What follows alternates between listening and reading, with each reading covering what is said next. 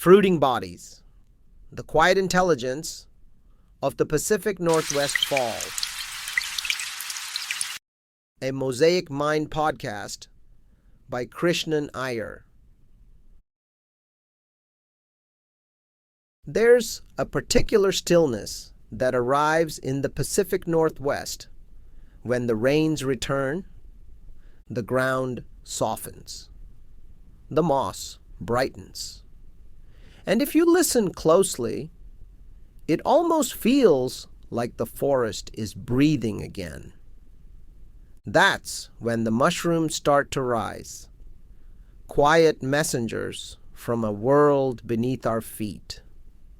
But here's the thing most people don't realize. What we call a mushroom isn't the organism. It's just the fruit, the visible expression of something far greater.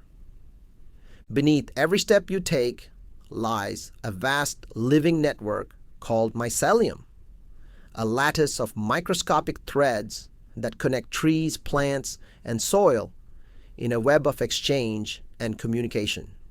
In other words, the forest is not a collection of individual trees. It's a single conversation.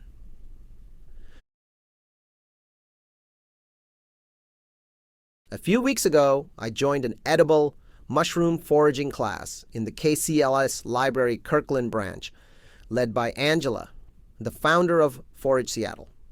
We gathered in a community room as she laid out baskets filled with mushrooms she'd harvested in the last 3 days. Chanterelles, the color of sunset, oyster mushrooms blooming from alderwood, lobster mushrooms with coral red skin, and the prized matsutake, rare, fragrant, and nearly impossible to cultivate. Angela said something I'll never forget. Every one of these came from the forest this week. None of them can be made in a lab. Someone has to step into the woods to find them. That's when it hit me. Foraging isn't just about food. It's about learning to walk at the pace of nature again. Each of these mushrooms tells its own story, biologically and spiritually. The chanterelle, with its apricot scent and golden hue, grows in symbiosis with conifer roots. Its ridges, not true gills, make it distinct from lookalikes and easy for beginners to recognize. Oyster mushrooms, delicate white fans, grow on decaying alderwood. They're beautiful, yes, but also fierce.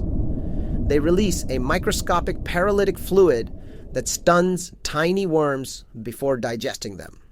A vegan's paradox, a carnivorous fungus. Lobster mushrooms are something else entirely, the result of a fungal infection. A plain white mushroom becomes overgrown by another species, transformed into that brilliant red-orange crustacean scent. An infection turned into art. Imperfection turned into beauty. And then there's the matsutake, or pine mushroom, revered in Japanese culture. It smells like red-hot cinnamon mixed with forest floor. In Japan, it's a symbol of purity, of autumn, of gratitude. And here, in the damp forests of Washington, it fetches over $80 a pound. But the real treasure isn't their price. It's their presence. These mushrooms appear only when the soil, temperature, and moisture are in perfect balance, a biological reflection of harmony.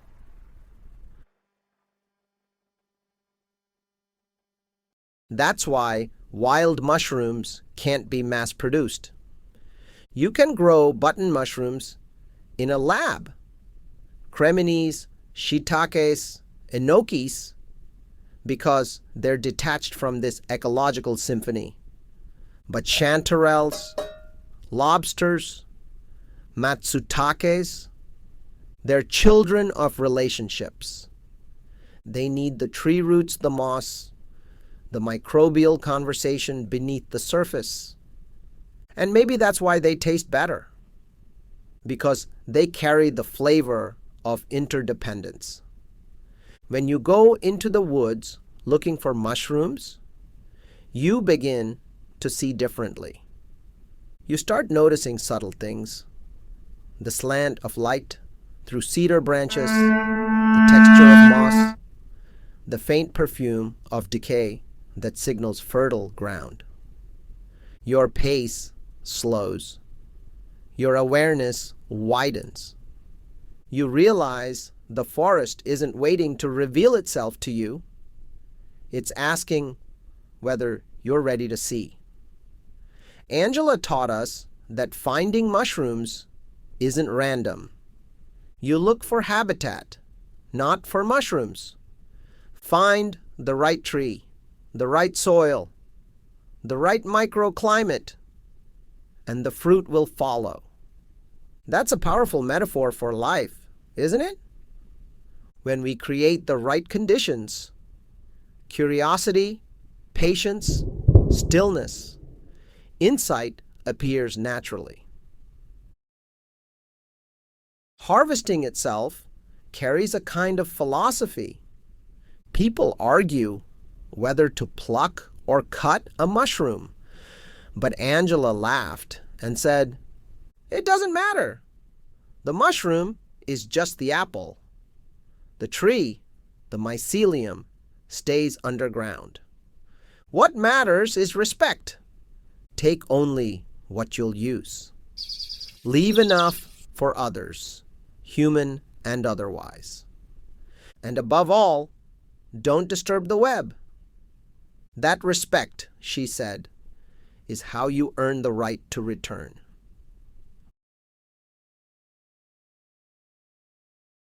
Cooking mushrooms has its own science and its own poetry. Angela demonstrated what she calls the dry sauté. No oil, no butter, just heat. Let the mushrooms release their water first. The sound like a soft rain hitting the pan. Wait, watch, smell. Then, when they begin to brown, add butter, garlic, salt. Suddenly, they come alive.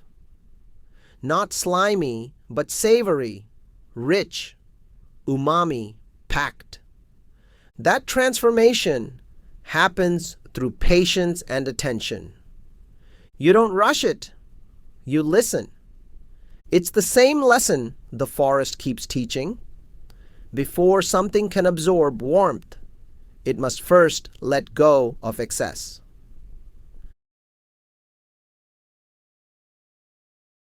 There's something healing about foraging. It's part science, part mindfulness, part treasure hunt. You're not just collecting mushrooms. You're collecting moments of awareness. You start recognizing which trees host which species.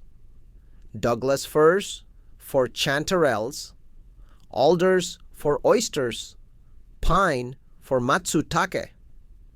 You learn that moisture and temperature dance together like partners, that too much rain washes spores away, and too little keeps them dormant. Every find becomes a small act of gratitude. And if you stay long enough, you start to feel what I can only describe as conversation. Not in words, but in pattern and presence. The forest begins to recognize you back.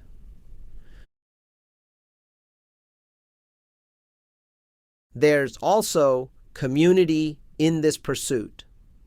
Across Washington, mycological societies meet in libraries, parks, and trails.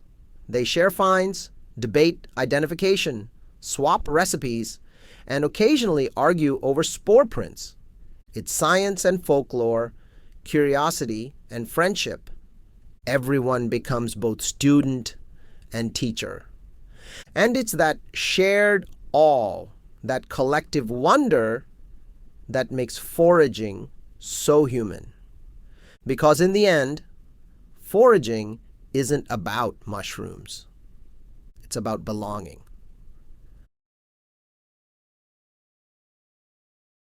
The forest doesn't rush. It waits for the right balance of rain, temperature, and time. And when the moment is right, it fruits abundantly. Maybe that's the wisdom of mushrooms. That growth isn't about striving, it's about readiness. So, as fall deepens, take a walk in the woods. Leave your phone in your pocket. Notice the smell of wet cedar, the quiet glow of chanterelles under the ferns. You're not just observing nature. You're remembering that you're part of it. Beneath your feet, an ancient intelligence is whispering. Everything is connected. Everything is returning. Everything is becoming again.